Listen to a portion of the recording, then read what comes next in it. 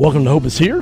Man, we have just had a great week this week. If you feel like you're too far from God and that God would never be able to accept you with all the mistakes and bad decisions you've made in your life, you've come to the right place. We've been talking with Keith Rapole, a guy grew up here in the South in the Memphis, Tennessee area, had just a really rough childhood, went out to California, got drugs, into the pornography industry, had tremendous success, was the leading distributor on the West Coast in the pornography business, making thousands of dollars every week, had cars, homes, you name it, all the things that tell you life would make you successful and most of all happy, but still had that God-sized shaped hole in his heart that only Jesus Christ can fill. And we've been hearing about his story through all that, to how he found a personal relationship with Jesus, and has a Central Kentucky tie with Jen Oakes and Mike Bro, people that served on staff at Southland Christian Church here in Kentucky. But we have been talking, we just started yesterday with some of the tools that helped Keith get sobriety and grow in his personal relationship with Jesus.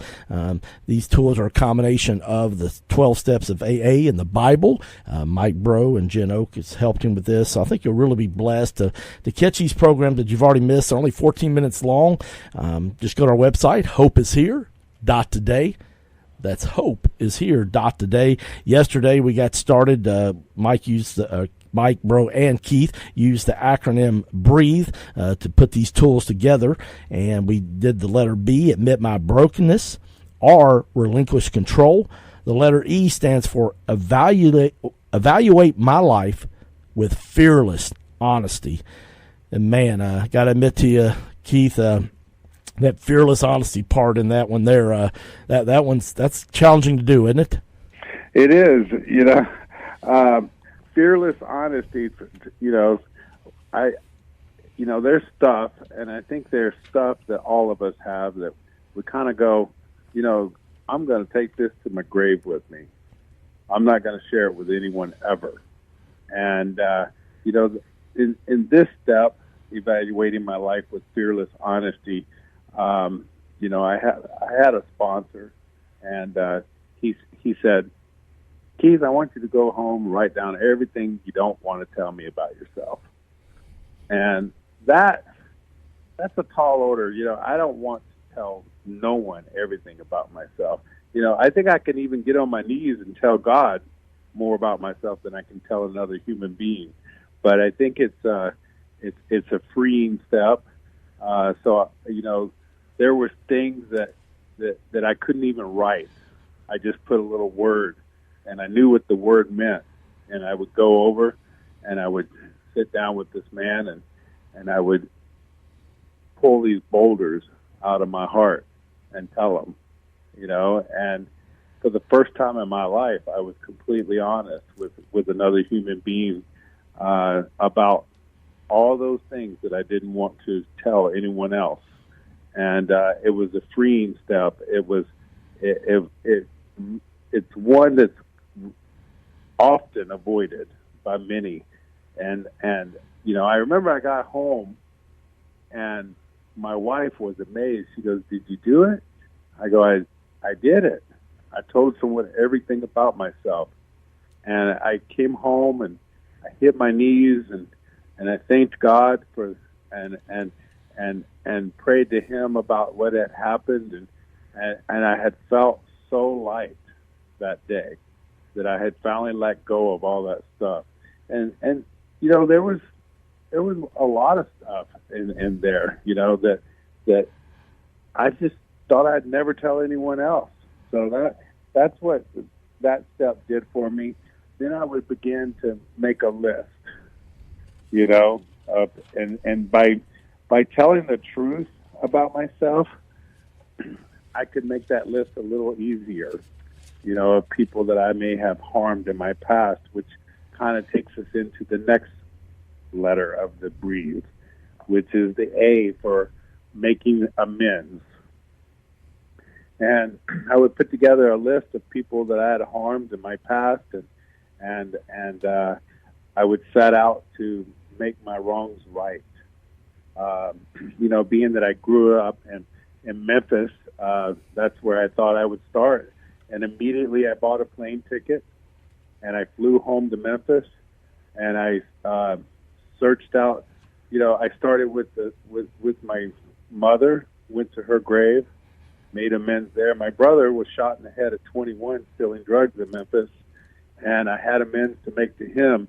Well, I wasn't able to make, his funeral, and I didn't know where he was buried. No one could remember nothing but the cemetery name. And I walked every gravestone in the cemetery till I found him, made my amends there. I went to my stepfather. I sat with him for the first time. I walked in, and he has a automotive race car shop. I got out there. It's the first time I've come back to see him since I was removed from the family. He was still carrying a little New Testament Bible in his back pocket and telling everyone that walked in about Jesus. I saw him for the first time in a different light. I sat with him and asked him to forgive me for any harm that I had caused him in his past. And I was set free of my resentments instantly when I made amends to him. I remember there was this guy, and I don't want to get too far and tell you the whole book, but there was this one guy. Today we have a wonderful tool called Facebook, and we can see old friends, and there was a guy that would pop up on there, and I would kind of avoid friending him. But we used to play basketball in Memphis on the corner, and I broke into his house one day when he wasn't there and stole his bass guitar. And I got in touch with his mother. She told me his phone number. I called him, and before I came to Memphis, said, "Hey, you think we could meet in a coffee shop? I'm coming to Memphis." And he was puzzled. He hadn't heard from me since I was 16 years old. And I remember when he walked in, and he told me he'd become a pastor. And I was like, he's got to forgive me now. but there was something freeing in that moment when he found out the reason I was there. The tears started rolling down my face when I said, I was the guy that broke into your house. I stole your bass guitar. And I pulled money out of my pocket and paid him back. These are steps that were really freeing for me. I had a daughter that I never parented out in Bakersfield, California. I drove out and met her for the first time. She was 30 years old. I told her I was sorry for any pain and suffering that I caused her. Didn't know where it would go from there, but I drove through the fear and made the appointment. These amends are a very important part of the steps, and they're very freeing. Well, that's the thing that as I read your book and thought about even my own life, that, these steps do, the freedom that comes in your heart and your mind and the peace that happens is just tremendous. So we're now TH, you can find those. Think a Whole New Way, and wow, that's a big one, isn't it? It is, and it's still today a daily challenge. I have to wake up every day and think a whole new way. In the beginning of this chapter, Mike Bro puts it so nicely, and he calls out John 8:44, and he says that the enemy wants to keep us locked up in guilt, shame, and make us feel worthless. And he wants to see us wrestle and tortured soul. Thinking in a whole new way, from not parking in the handicapped spot, from letting someone else go in front of me at the grocery store, from putting all those expensive watches in a safe and forgetting about them and not wearing a watch, to selling off all my expensive cars and driving a truck, to it just goes on and on and on. Today I ride around in my truck and I've got all 6 of my programs are programmed to Christian music. If you'd have told me 8 years ago that I was going to be driving around in a pickup truck listening to nothing but Christian music, I'd have told you you'd lost your mind. Because I never wanted to return to anything that resembled or sounded like Christian. think a whole new way. How do I do that? How do I think a whole new way? I find that if I sit at home, the solutions aren't going to come to me by sitting at home. I have to surround myself in new environments and new circles.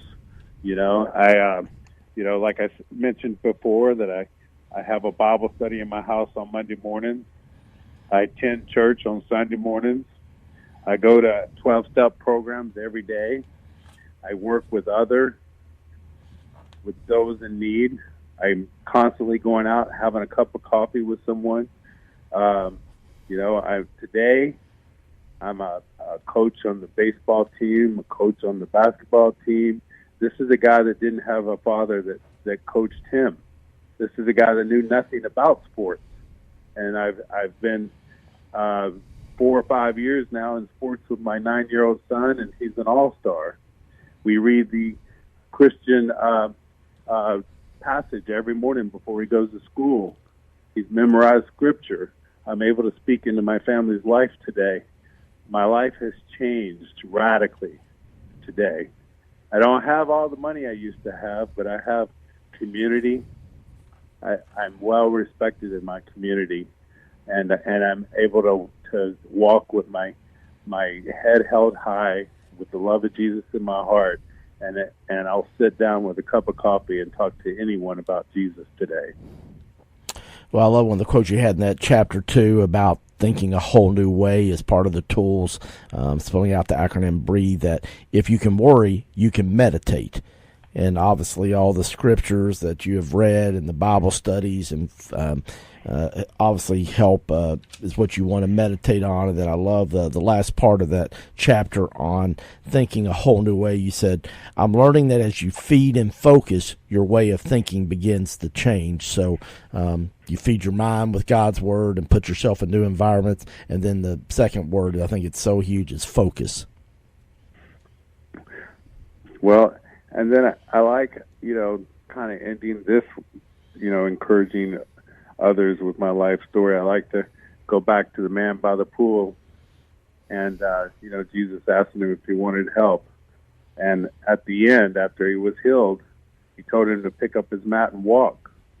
And you'd think, well, why does he need his mat? He's been laying on it for 40 years, Wouldn't you want to leave that there and just run away from the mat?